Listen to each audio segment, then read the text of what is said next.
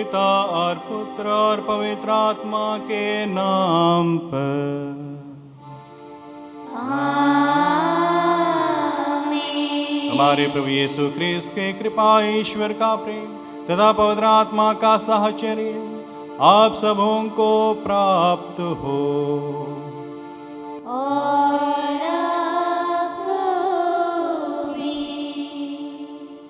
ख्रिस्त में प्यारे भाइयों एवं बहनों, आज जब हम वर्ष के 27वें सामान्य रविवार में प्रवेश करते हैं, आज के पूजन विधि हमें इस ओर इंगित करते हैं कि किस तरह से ईश्वर ने हम सबों के लिए हमारे जीवन में उन्होंने हमारे इस जीवन के उत्थान के लिए बहुत सारे कार्य किए हैं, किंतु हम सभी उसके इन कार्यों के प्रति कृतज्ञता प्रकट नहीं कर, हम कृतज्ञता के द्वारा अपने तरीके से जीवन यापन करते हैं।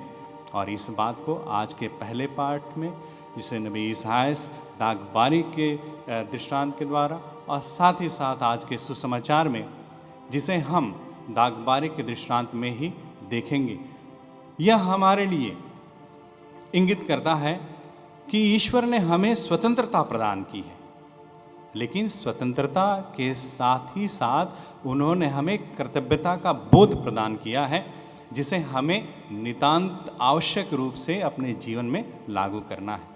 यदि ईश्वर ने दागबारी की रचना की है, जो हमारी सृष्टि है, और इसमें उन्होंने सब कुछ हमें प्रदान किया है, तो हमारे लिए आवश्यक है कि हम उसका उपयोग करें, उसका उपभोग करें, और साथ ही साथ अपने कर्तव्यता को पूर्ण रूप से निभाएं। तभी हम ईश्वर के योग्य पाए जाएंगे। अन्यथा जैसा कि लिखा गया है, उनको काट दिया जाएगा, आग में झोंक दिया जाएगा, उसको नष्ट कर दिया जाएगा। ये हम सबों के लिए है। तो ख्रिस्त में प्यारे भाइयों बहनों, आइए हम अपने जीवन का अवलोकन करें कि क्या ईश्वर के प्रदत्त वरदान को मैं या आप अपने कर्तव्यता को निभाते हुए पूरा करते हैं, या उन आसामियों की तरह हम अपने स्वार्थ में वशीभूत होकर हम न केवल ईश्वर के वचनों का उल्लंघन करते हैं, बल्कि जो हमारे पड़ोसी हैं हम उनके प्रति भी घृणा का भाव रखते हैं। यदि ऐसा है तो आइए हम अपने अंतःकरण की जांच करें, हम उसके लिए प्रभु से क्षमा मांगें, और साथ ही साथ हम ईश्वर का आह्वान करें कि उनकी आत्मा हमारे साथ रहें, हमें दिशा निर्देशित करते रहें, और हमें एक अच्छा जो फसल पैदा करके ईश्वर वापस देता है, उस तरह का कारिंदा हमें बनाए।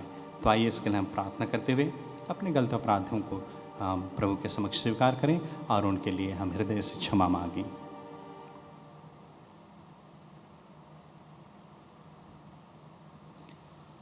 हम अपने गलतियों, अपराधों और पापों के लिए क्षमा मांगते हुए हम सब मिलकर बोलें, हे भाइयों एवं बहनों, मैं सर्वशक्तिमान पिता ईश्वर और आप लोगों के सामने स्वीकार करती हूँ कि मैंने मन वचन कर्म से और अपना कर्तव्य पूरा न करने से बार बार पाप किया है।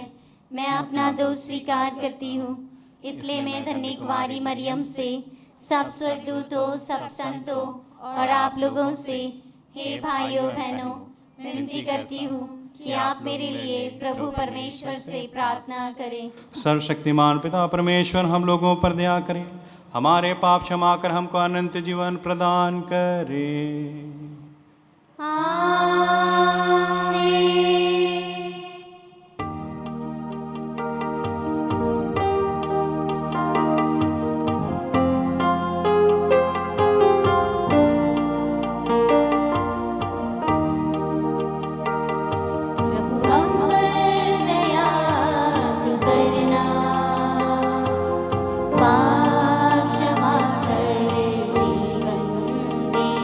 प्रभु हम पर दया तू करना।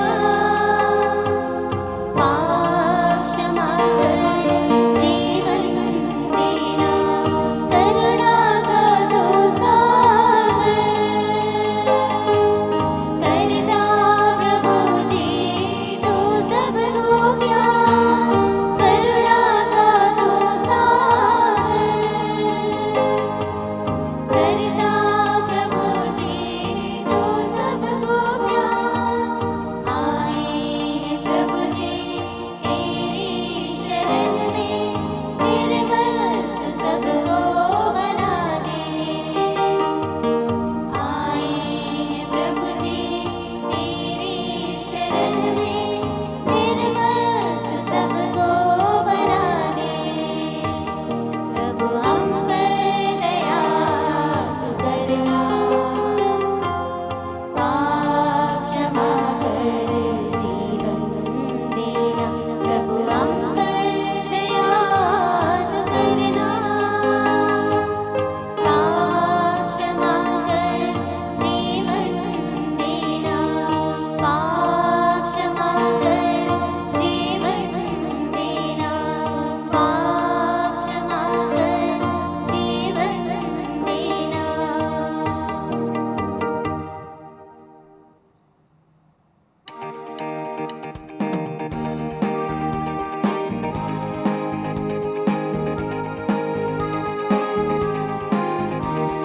स्वर्ग में महिमा ईश्वर की हो, ऊपर शांति सुजन पावे।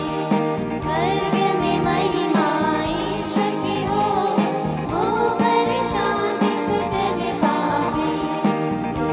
प्रशंसा और धन्यवाद, तेरी आराधना, तेरी महिमा, तेरी परम महिमा के कारण गाए सदा हम तेरा गुणगान। स्वर्ग में महिमा ईश्वर की होवे, ऊपर शांति सुजन पावे। हे प्रभु ईश्वर स्वर्ग के स्वामी, सर्वशक्तिमान पिता ईश्वर, पिता के सुत है कृष्ण प्रभु, गाए सदा हम तेरा गुणगान। स्वर्ग में महिमा ईश्वर की होवे, ऊपर शांति सुजन पावे। यीशु पुत्र है पिता के मेल, जगत का पाप तू हर लेता। हम पर दया तू कर दे प्रभु, विनती हमारी सुन ले प्रभु। स्वर्ग में महिमा ईश्वर की होवे, ऊपर शांति सुजन पावे। गाए पिता की तू विद्यमान, तू पवित्र है तू ही प्रभु। यीशु ख्रिस्त तू आत्मा के संग, पिता की महिमा में तू है मान। आमीन आमीन आमीन आमीन आमीन आमीन।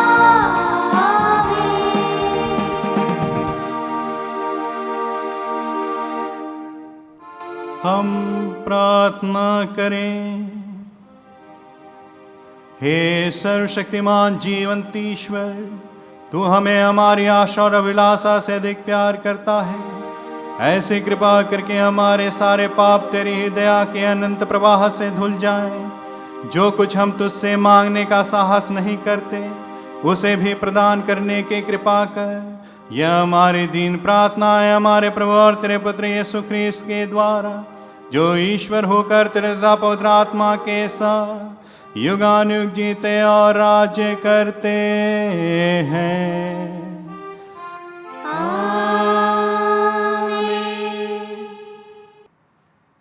पहला पाठ नबी इसायास का ग्रंथ। विश्वमंडल के प्रभु की दागबारी इस्राएल का घराना है।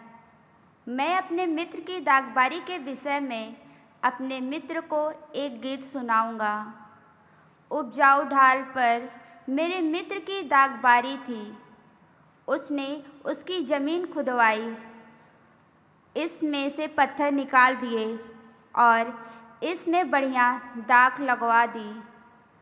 उसने इसके बीच में मीनार बनवाई और इसमें एक कोलहू भी खुदवाया। उसे अच्छी फसल की आशा थी, किंतु उसे खट्टे अंगूरी ही मिले। हे यरूशलेम के निवासियों, हे यहूदा के लोगों, अब तुम मेरा तथा मेरी दागबारी के बीच न्याय करो। कौन सी बात रह गई थी जिसे मैं अपनी दागबारी के लिए कर सकता था और जिसे मैंने उसके लिए नहीं किया। मुझे अच्छी फसल की आशा थी, किंतु मुझे खट्टे अंगूरी ही मिले। अब मैं तुम्हें बताऊंगा कि अपनी दागबारी का क्या करूंगा। मैं उसका बाड़ा हटाऊंगा और पशु उसमें चरने आएंगे। मैं उसकी दीवारें ढाऊंगा और लोग उसे पैरों तले रौंद देंगे। वह उजड़ जाएगी, कोई भी उसे छाटने या खोदने नहीं आएगा और उसमें झाड़ झंकार उग जाएगा। मैं बादलों को आदेश दूंगा कि उस पर पानी नहीं बरसाए। विषमंडल के प्रभु की यह दागबारी इस्राएल का घराना है और इसमें उत्तम पौधे यहूदा के लोग हैं। प्रभु का न्याय की आशा थी और भ्रष्टाचार दिखाई दिया। उसे धार्मिकता की आशा थी और अधर्म के कारण हाहाकार सुनाई पड़ा। यह प्रभु की वाणी है। ईश्वर को धन्यवाद।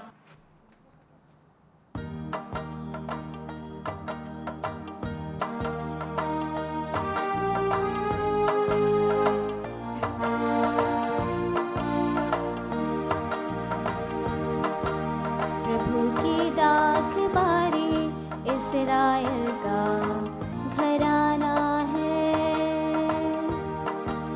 प्रभु की दागबारी इस्राएल का घराना है। प्रभु की दागबारी इस्राएल का घराना है। प्रभु की दागबारी इस्राएल का घराना है। तू मिस्र देश से एक दाखलता लाया, तूने दूसरे राष्ट्रों को भगाकर उसे रोक दिया। वह अपनी डालियां समुद्र तक और अपनी टहनियां नदी तक फैलाती थी। वह अपनी डालियां समुद्र तक और अपनी टहनियां नदी तक फैलाती थी। प्रभु की दागबारी इस्राएल का घराना है। प्रभु की दागबारी इस्राएल का घराना है।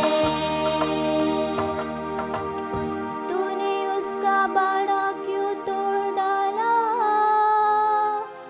उधर निकलने वाले उसके फल तोड़ लेते हैं। जंगली सूअर उसे उजाड़ते हैं और खेत के पशु उसमें चरते हैं। जंगली सूअर उसे उजाड़ते हैं और खेत के पशु उसमें चरते हैं।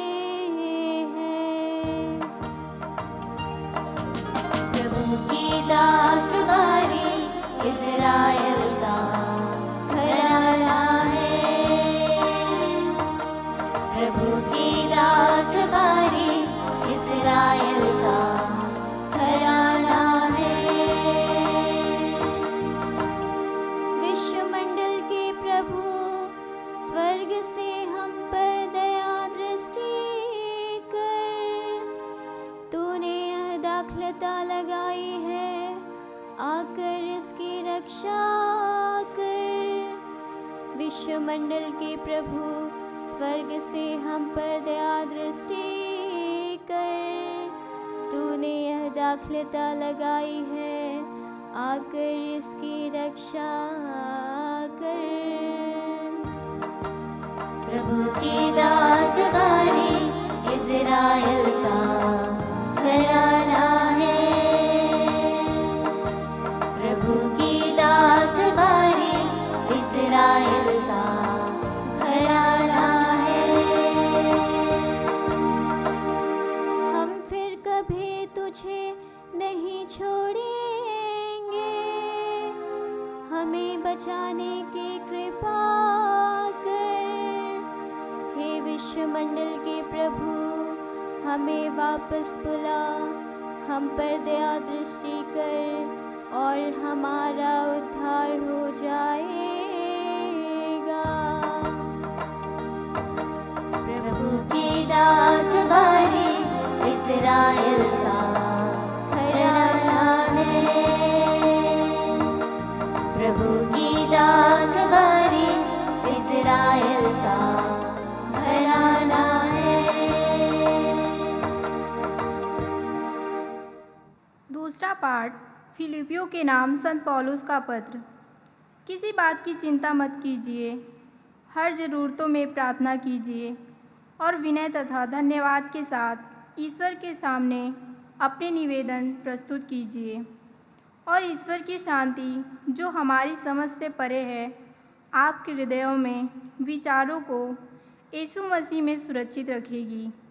भाइयों, अंत में यह जो कुछ सच है, आदरणीय है, जो कुछ न्याय संगत है, निर्दोष है, जो कुछ प्रीतिकर है, मनोहर है, जो कुछ भी उत्तम है, प्रशंसनीय है, ऐसी बातों को मनन किया करें। आप लोगों ने मुझसे जो कुछ सीखा, ग्रहण किया, सुन लिया और मुझ में देखा, उसी के अनुसार आचरण करें। शांति का ईश्वर आप लोगों के साथ रहेगा। यह प्रभु की वाणी है। ईश्वर को धन्यवाद।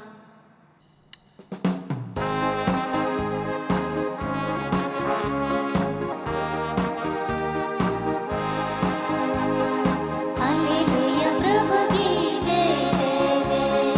हालेलुया प्रभु की जय जय जय। हालेलुया प्रभु की जय जय जय। हालेलुया प्रभु की जय। हालेलुया प्रभु की जय जय जय। हालेलुया प्रभु की जय जय जय। हालेलुया प्रभु की जय जय जय। हालेलुया प्रभु की जय। यीशु प्रभु जग ज्योति है, उसके नूर को फैलाए। यीशु प्रभु जग ज्योति है, उसकी जय गाए। हालेलुया प्रभु की जय जय जय। हालेलुया प्रभु की जय जय जय। हालेलुया प्रभु की जय जय जय। हालेलुया प्रभु की जय।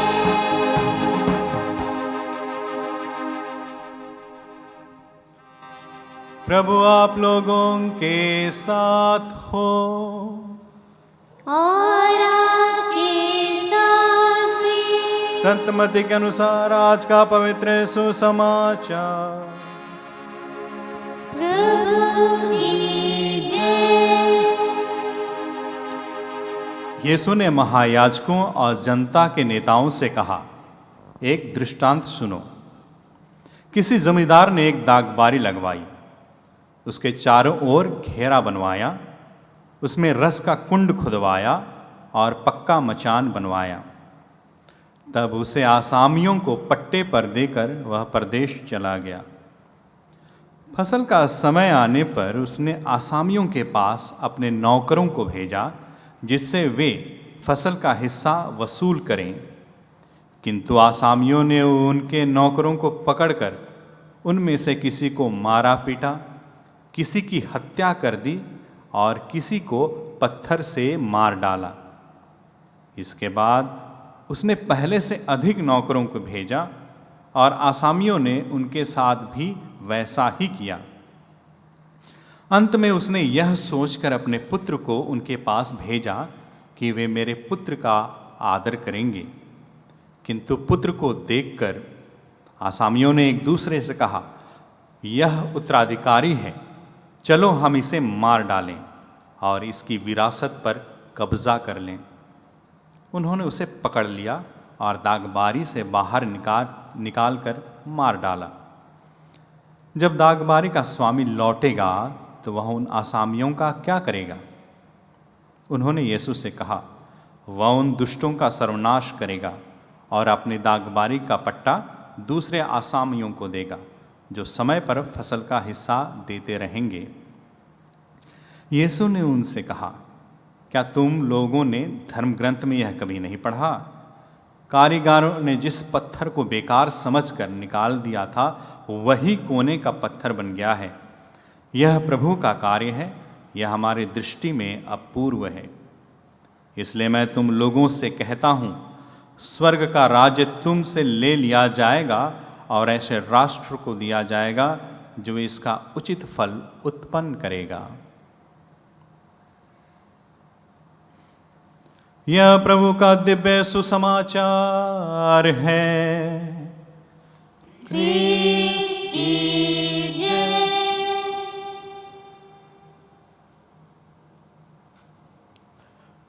क्रिस्त में प्यारे भाइयों एवं बहनों, हम सभी ने आज के सभी पाठों को ध्यानपूर्वक सुना और इन पाठों से हमारे समक्ष इस बात का खुलासा होता है कि ईश्वर जो दागबारी का मालिक है, उसने अपने लोगों के लिए, जिनके लिए उसने पट्टा दिया था, उनके लिए सारी चीज़ों की व्यवस्था करते हैं पहले से, जैसा कि प्रभु के वचन में हम पढ़ते हैं।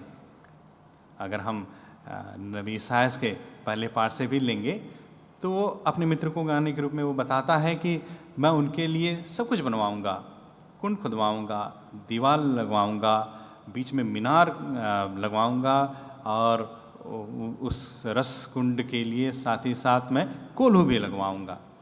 ये सारी चीज़ें की व्यवस्था करूंगा और तब मैं उसे आसामियों को प्रदान करूंगा। और ऐसा ही होता है। लेकिन सुसमाचार का जो मुख्य भाग है वो आखिरी में है। हम उसको देखते हैं कि स्वामी ने पहले अपने नौकरों को भेजा, तत्पश्चात अपने इकलौते पुत्र को भेजा।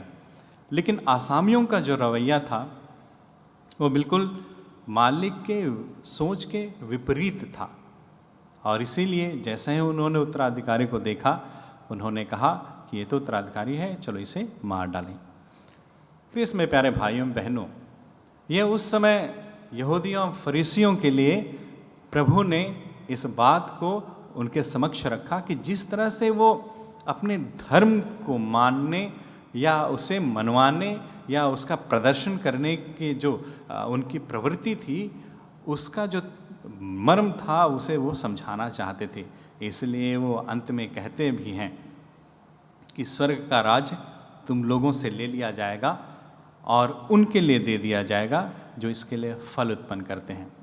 हम सभी धन्य हैं क्योंकि वो जो दूसरों को देने की बात थी वो हम सभी हैं, जो हम सबों को उन्होंने अपने लिए चुना है ताकि हम उन आसामियों से बेहतर फसल उत्पन्न करें और प्रभु को हम दें। ये जो सुसमाचार है यह पूर्णतः और पूरी तरह से हम लोगों के लिए है।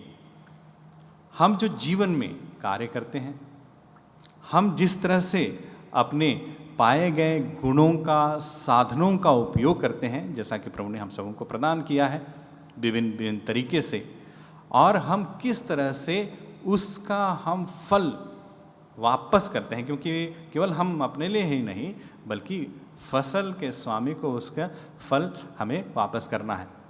और वो जो फसल उत्पन्न हो सकता है वो क्या हो सकता है? यदि हम आज के दूसरे पाठ को हम ध्यान से सुनेंगे तो इसके बारे में जिक्र किया गया है। संत पौलुस बहुत अच्छी तरीके से हमारे समक्ष इन विचारों को रखते हैं कि मुझसे सीखो, मुझसे सीखो क्या उत्तम है, जो मनोहर है, जो प्रशंसनीय है, जो न्याय संगत है, जो निर्दोष है, जो प्रीतिकर है। ये जो फल हैं हम इसको उत्पन्न कर सकते हैं अपने से। न्याय संगत, हम एक दूसरे के साथ मेल मिलाप के साथ रहना है। प्रीतिकर यानी जो अच्छा लगता है, जो मन एवं हृदय दोनों को अच्छा लगता है वो है प्रीतिकर। केवल हृदय को नहीं, मन को नहीं, बल्कि दोनों को जो अच्छा लगता है वो प्रीतिकर होता है। निर्दोष, न केवल हम अपने को निर्दोष समझे बल्कि दूसरों के लिए भी इसी तरह के मनोभावों को हम अपने अंदर समाहित करें। साथ ही साथ कहते हैं जो मनोहर है, मनोहर जो देखने में, सुनने में और पाए जाने पर अच्छा लगता है, वो मनोहर है, और साथ ही साथ जो उत्तम है और प्रशंसनीय है। ख्रीस्त में प्यारे भाइयों बहनों, इन फलों को हमें उत्पन्न करना है। यही वो फल हैं जो हम सीखते हैं, प्रभु से स्वयं सीखते हैं। संत पौलुस कहते हैं कि मुझसे सीखो, लेकिन इससे पहले हम प्रभु से सीखते हैं। इन बातों को हमें अपने द्वारा उत्पन्न करना है। लेकिन हमारी जो मनोवृत्ति है, हमारी जो दृष्टता है, वह हमें इसके विपरीत जाती है। इसीलिए हमें इस वचन, यदि हम यूहन अध्याय 15 और संख्या 2 में देखेंगे, उसमें लिखा हुआ है कि जो फसल उत्पन्न नहीं करता है उसे काट डाला जाएगा, लेकिन जो फसल लाता है या फल उत्पन्न करता है उन डालों को छांटा जाएगा, काटा जाएगा, ताकि वो और भी अच्छा फल उत्पन्न करें। अब ये काटने छांटने को हम लोग बहुत अच्छी तरह से समझ सकते हैं कि ये हमारे दुख, तकलीफ, परेशानियाँ हैं जो हमारे अच्छे फल उत्पन्न करने के लिए हमें ईश्वर देता है। प्रभु स्पष्ट शब्दों में कहते हैं, उनके वचन में लिखा है कि जो बीमारियां हैं, कष्ट, परेशानियां हैं, ये इसलिए आते हैं कि आप ईश्वर को स्मरण करें, आप उनकी दया को स्मरण करें। और इसीलिए उचित है, उत्तम है कि हम इस मनोभाव को धारण करें। साथ ही साथ हम मत्ती के सुसमाचार अध्याय 3 पद संख्या 10 में भी पाते हैं इसी बात को दूसरे तरीके से बताया गया है कि कुल्हाड़ा लग चुका है और जो फल उत्पन्न नहीं करेगा उसे काट डाला जाएगा और आग में झोंक दिया जाएगा। तो यदि हम ईश वचन को सुनते हैं, इसका उचित फल उत्पन्न करना हमारा कर्तव्य बनता है।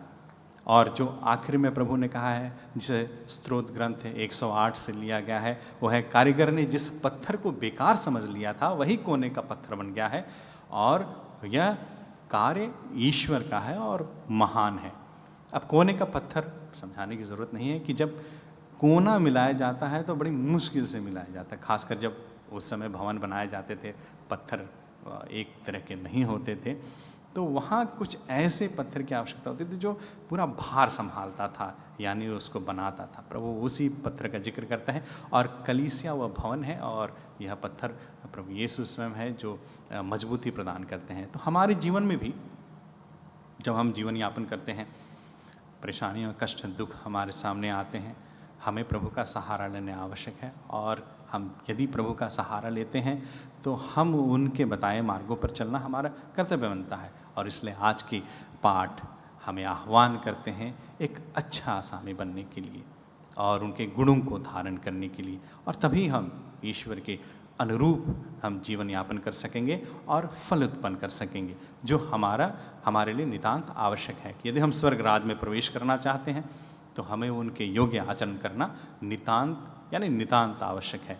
अन्यथा हम किसी भी तरीके से इस बात के लिए हम ईश्वर को दोष नहीं दे सकते हैं कि हमने हमारे करने के पश्चात भी हमें उसका उचित फल उत्पन्न नहीं हुआ।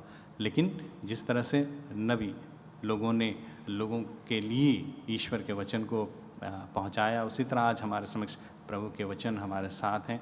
वह हमें ईश्वर के पथ पर चलने के लिए आग्रह करते हैं, दिशा निर्देशित करते हैं। तो आइए हम एक अच्छा समय बनने के लिए प्रभु से प्रार्थना करेंगे, उनके आत्मा का आह्वान करें कि वे दिन प्रतिदिन हमारा संचालन करें, हमारे रक्षा करें और हमें ईश्वर के योग्य और उनके अनुरूप कार्य करने के लिए प्रेरित करें। आमीन।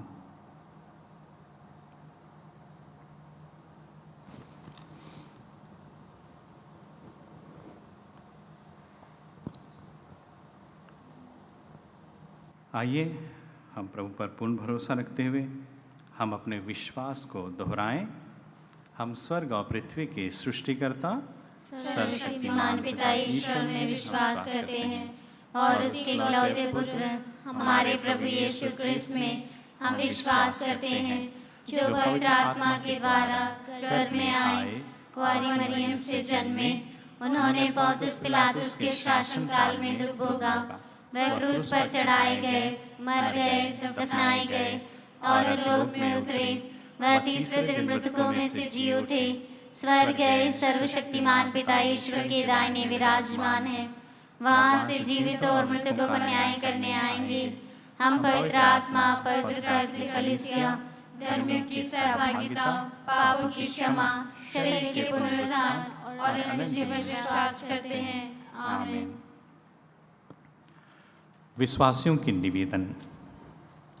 प्रिय भाइयों बहनों, ईश्वर ने अपनी दयालुता के कारण हमें अपनी दागबारी में काम करने का अवसर दिया है और सभी तरह की चीज़ों से हमें पूर्ण किया है। हम प्रार्थना करें कि हम अधिक मात्रा में अच्छे फल उत्पन्न कर सकें और अपने को स्वर्ग राज में प्रवेश पाने के योग्य बना सकें।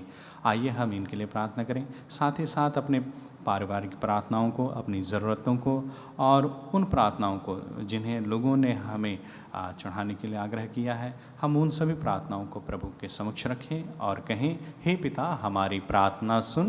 हे पिता हमारी प्रार्थना सुन। हमारे पिता सभी धर्माध्यक्ष, पुरोहितगण एवं धर्म संगी प्रार्थना करने की महत्ता को समझें और प्रार्थना की शक्ति और ईश्वर की दया का अनुभव प्राप्त करें। इसके लिए हम ईश्वर से प्रार्थना करते हैं। हे पिता हमारी प्रार्थना सुन। सभी विश्वासी यीशु ख्रीस्त से हमेशा जुड़े रहें और एक शाखा की तरह मीठा और प्रचुर मात्रा में फल उत्पन्न कर सके। इसके लिए हम पिता ईश्वर से प्रार्थना करते हैं। हे पिता हमारी प्रार्थना सुन। दूसरों की अवहेलना करना, लोगों को सताना तथा मारपीट करना, ऐसे कार्य ख्रिस्त विश्वासियों के समुदाय में ना हो, बल्कि सब लोग एकता और प्रेम से एक दूसरे की मदद करें। इसके लिए हम पिता ईश्वर से प्रार्थना करते हैं। हे पिता हमारी प्रार्थना सुन। जिन लोगों के साथ अन्याय किया जाता है और इस कारण उन्हें कष्ट सहना पड़ता है, उन्हें न्याय मिले और उनकी मानवीय प्रतिष्ठा को बरकरार रखा जा सके। इसके लिए हम पिता ईश्वर से प्रार्थना करते हैं। हे पिता हमारी प्रार्थना सुन। इस पवित्र मिस्सा बलिदान में उपस्थित हम सभी ख्रिस्तीय विश्वासियों के लिए प्रार्थना करें कि हम सब ईश्वर की महती दया पर विश्वास करते हुए जीवन को फलदायी बना सके। इसके लिए हम पिता ईश्वर से प्रार्थना करते हैं। हे पिता हमारी प्रार्थना सुन। ख्रिस्त में प्यारे भाइयों बहनों, इसके अतिरिक्त भी हमारी जो भी प्रार्थनाएं हैं, जो हमारी अर्जियां हैं, आइए हम उन्हें प्रभु के समक्ष रखें। हम विशेष रूप से प्रार्थना करें कि पिता परमेश्वर की दयालुता हम सबों पर बनी रहे। विशेषकर हम प्रार्थना करते हैं वैश्विक महामारी कोरोना वायरस के पीड़ित लोगों के लिए और मृत विश्वासों के लिए कि प्रभु परमेश्वर उन्हें अनंत शांति प्रदान करे। साथ साथ ही प्रभावित लोगों के लिए हम प्रार्थना करते हैं कि प्रभु उन्हें जल्द चंगाई प्रदान करे। हम उन लोगों के लिए प्रार्थना करते हैं जो लाचार हैं, वृद्धावस्था को प्राप्त हैं, प्रभु परमेश्वर उन्हें संभाले, सुरक्षित रखें। हम प्रार्थना करते हैं विश्वासियों के लिए जो इस कठिन दौर से गुजर रहे हैं, पिता परमेश्वर उनके विश्वास को दृढ़ बनाएं। इसके लिए हम प्रार्थना करें और कहें, हे पिता हमारी प्रार्थना सुन। आइए हम अपनी प्रार्थनाओं को प्रभु के समक्ष रखें।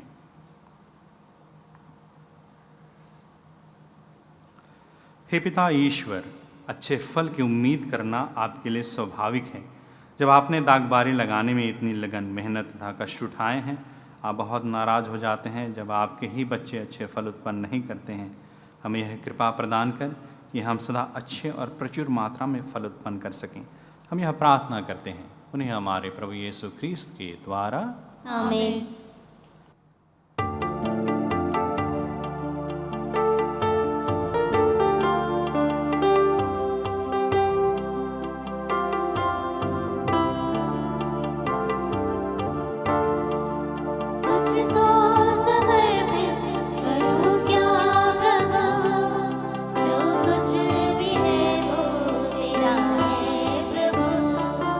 तुझको समर्पित करूं क्या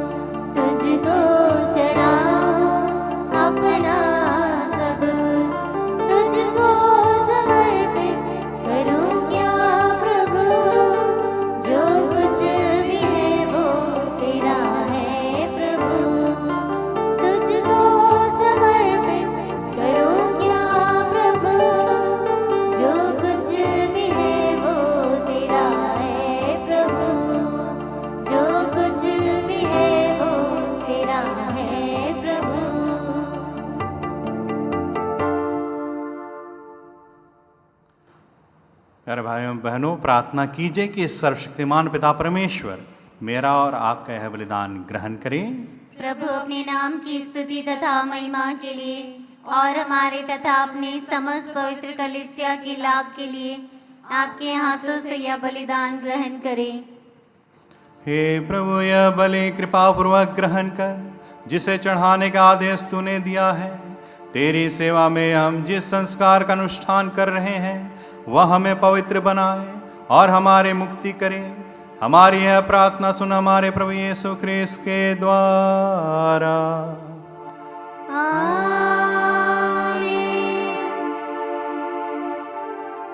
प्रभु आप लोगों के साथ हो और आपके साथ भी। प्रभु में मन लगाइए। हम प्रभु में मन लगाए हुए हैं। हम अपने प्रभु परमेश्वर को धन्यवाद दें। यह उचित और आवश्यक है। हे पूज्य पिता, यह परमुचित है, हमारा कर्तव्य तथा कल्याण है कि हम सदा सर्वत्र तुझे धन्यवाद दें। तुझी में हम जीते, कार्य करते और बने रहते हैं। इस पृथ्वी पर निवास करते समय हम न केवल प्रतिदिन तेरे प्रेम का अनुभव करते वरन अनंत जीवन की प्रतिज्ञा के अधिकारी बन गए हैं। जिस पवित्र आत्मा ने प्रभु यीशु को मृतकों में से जीवित कर दिया है, उसी के प्रथम फल प्राप्त करने से हमें यह आशा मिली है कि हम अनंत पास्का के वे भागी सदा सर्वदा बने रहेंगे। इसलिए हम तुझे धन्यवाद देते और स्वर्गदूतों के साथ तेरा गुणगान करते हुए एक स्वर से गाते हैं।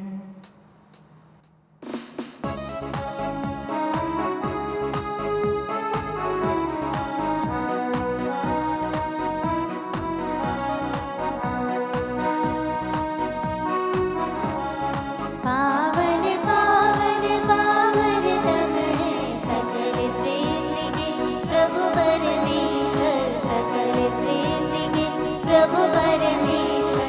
पावन पावन पावन तब है सकल सृष्टि के प्रभु परमेश्वर। सकल सृष्टि के प्रभु परमेश्वर। तेरी ही महिमा गरिमा से परिपूरित है अपनी अम्बर। तेरे ही जय जयकारों से गूंजित है सर्वोच्च गगन। गूंजित है सर्वोच्च गगन। पावन पावन पावन तब है सकल सृष्टि के प्रभु परमेश्वर। सकल सृष्टि के प्रभु परमेश्वर। जो प्रभु की सुना पर आते परम धन्य वह सब हर्षाते। प्रभु के ही जय जयकारों से गूंजित है सर्वोच्च गगन। गूंजित है सर्वोच्च गगन।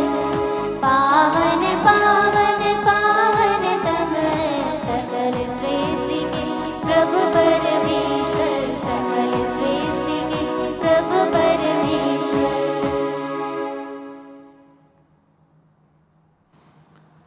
हे परमपिता, तू वास्तव में पवित्र है, सारी पवित्रता का स्रोत है। हम तुझसे निवेदन करते हैं तो ये उपहार अपने आत्मा के संस्पर्श से पवित्र कर दे कि यह हमारे प्रभु यीशु ख्रीस्त का शरीर तथा रक्त बन जाए। जिस रात को यीशु स्वेच्छा से मृत्यु के लिए सौंपे गए, उन्होंने रोटी ली, तुझे धन्यवाद दिया और रोटी तोड़कर उसे अपने शिष्यों को देते हुए कहा, तुम सब इसे लो और खाओ। यह मेरा शरीर है जो तुम्हारे लिए बलि चढ़ाया जाएगा।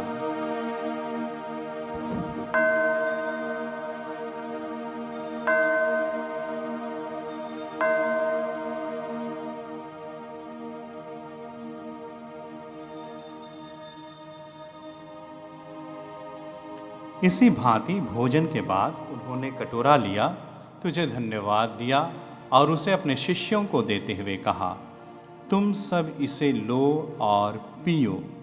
यह मेरे रक्त का कटोरा है, नवीन और अनंत व्यवस्थान का रक्त, जो तुम्हारे और सबों के पापों की क्षमा के लिए बहाया जाएगा।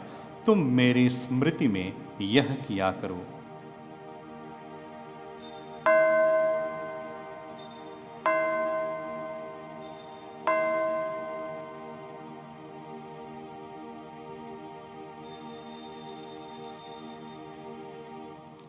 यह हमारे विश्वास का रहस्य।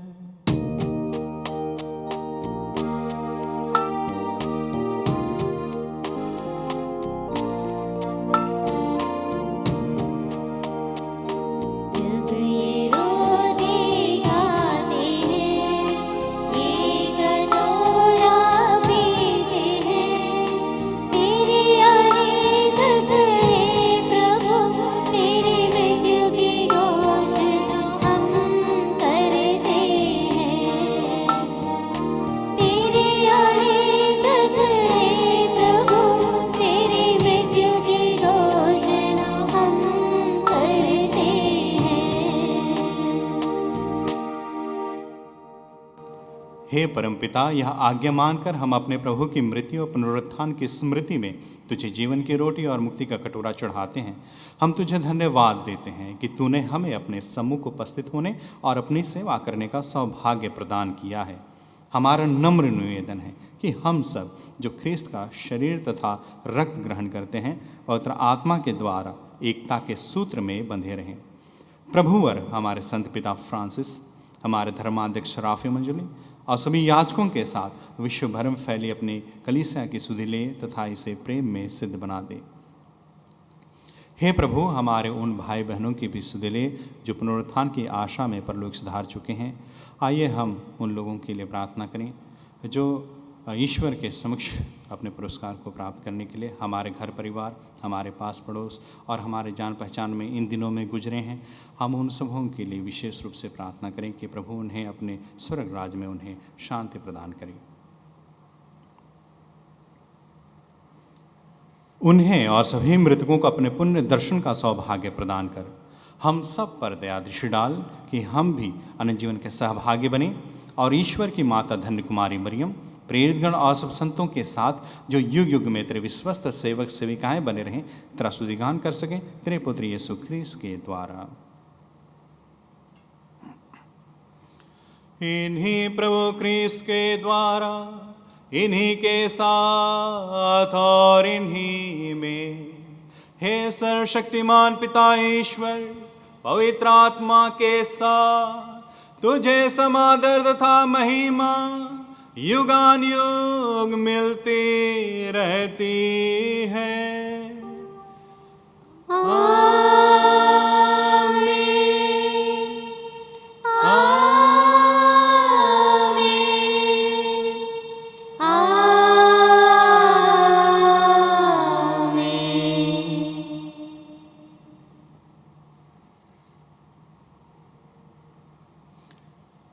प्रभु ने हम सबों को अपने दागबारी में आमंत्रित किया है कि हम उसमें कार्य करें और उससे फल उत्पन्न करें।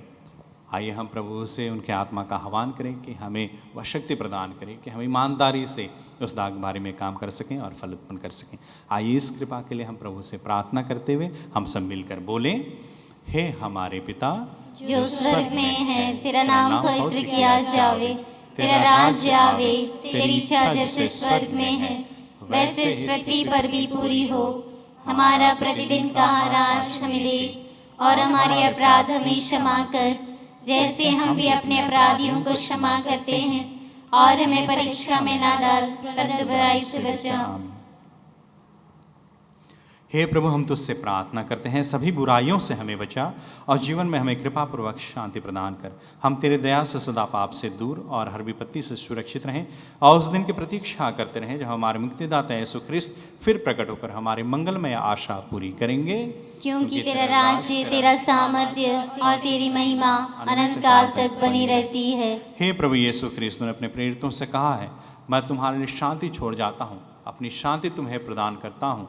तुम हमारे पापों पर नहीं बल्कि अपनी कलीसिया के विश्वास पर दृष्टि डाल और उसे शांति तथा एकता प्रदान कर। तू युगानुग जीता और राज्य करता है। आमीन। प्रभु की शांति सदा आप लोगों के साथ रहे और आपके साथ भी। परस्पर प्रेम भाव रखें। प्रभु की शांति।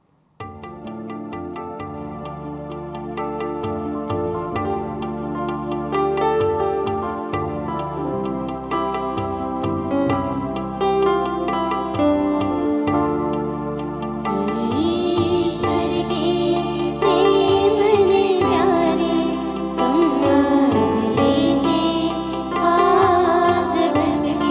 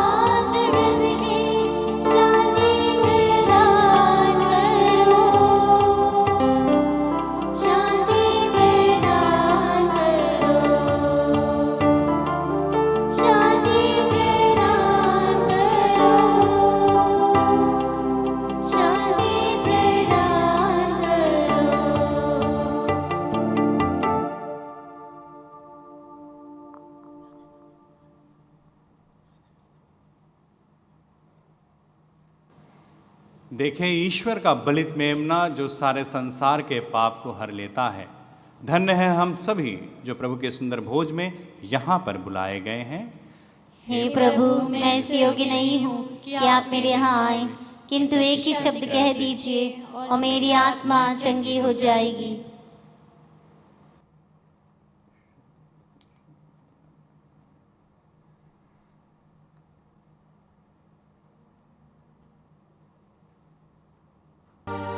हे मेरे प्रभु यीशु, मैं सारे हृदय से विश्वास करता हूँ कि आप पवित्र यूकरिस्ती संस्कार में उपस्थित हैं। हे प्रभु, मैं सभी चीज़ों से बढ़कर तुझे प्रेम करता हूँ और मेरी यही अभिलाषा है कि आप मेरे आत्मा में आकर बस जाएं, क्योंकि हे प्रभु, मैं तुझे आज ग्रहण करने में असमर्थ हूँ। हे प्रभु, आध्यात्मिक रूप से आकर मेरे हृदय में समा जाइए। हे यीशु, मैं आज तुझ में एक होना चाहता हूँ और तुझ में समा जाना चाहता हूँ। हे प्रभु, यह कभी ना होने पाए कि मैं तुमसे कभी अलग हो जाऊँ। आमीन।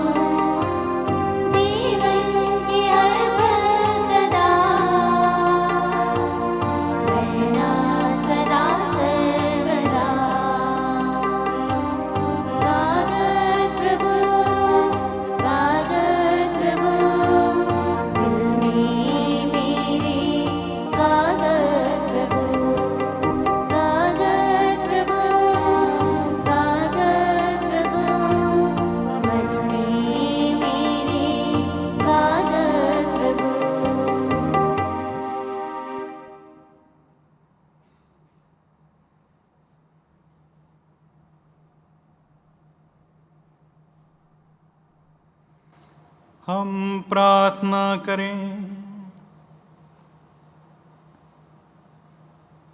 हे सर्वशक्तिमान ईश्वर, यह दिव्य संस्कार हमें तृप्त कर बल प्रदान करें और हम सबको प्रभु यीशु के अनुरूप बना दें, जिनको हमने ग्रहण किया है।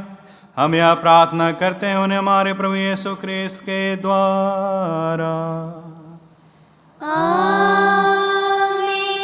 प्रभु आप लोगों के साथ हो और आपके साथ भी। सर्वशक्तिमान परमेश्वर पिता और पुत्र और पवित्र आत्मा आप सबको अपना आशीर्वाद प्रदान करें। आमीन।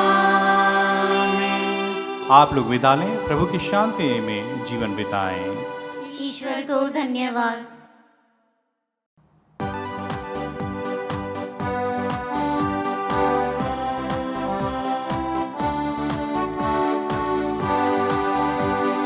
कितना सुखद है ये अनुभव, देखो प्रभु वर आए मेरे घर, स्पर्श से उनके हुआ मैं पार। गीत में गाऊं यही दिन रात, तेरी प्रशंसा का गान। गाते हैं स्वामी महान, पाकर अमूल्य वरदान, करते हैं तेरा सम्मान। कैसे करूं प्रभु का भार, मिले न मुझे शब्द के हार। काफी नहीं मेरे ये गीत, प्रभु ही तो है मेरा संगी। खुशियों से झूमे ये मन, हुआ है प्रभु से मिलन। कुदरत भी अब है मगन, झूमे धरती गगन। कोरोना वायरस से सुरक्षा के लिए प्रार्थना। हे सर्वशक्तिमान दयालु ईश्वर, तू जो समस्त सृष्टि के प्रति अपना प्रेम प्रकट करता है, हमारी प्रार्थनाओं को जो हम संसार भर में कोरोना वायरस से पीड़ित लोगों के लिए कर रहे हैं, कृपा पूर्वक सुन ले। हम आपके सम्मुख आकर इस प्रकोप के त्वरित नियंत्रण के लिए, बाधित लोगों की चंगाई के लिए व पीड़ितों के परिवारों के लिए निवेदन करते हैं। हम उन तमाम चिकित्सकों व वैज्ञानिकों के लिए प्रार्थना करते हैं जो इस रोग के उन्मूलन के लिए औषधि की खोज में लगे हैं, जिससे अति शीघ्र ही उचित दवा की खोज हो सके। हम याचना करते हैं सरकार व स्वास्थ्य अधिकारियों के लिए, जिससे कि वे लोगों की भलाई के लिए समय पर उपयुक्त कदम उठा सकें। यह प्रार्थना हम करते हैं अपने प्रभु क्रिस्त के द्वारा। आमीन।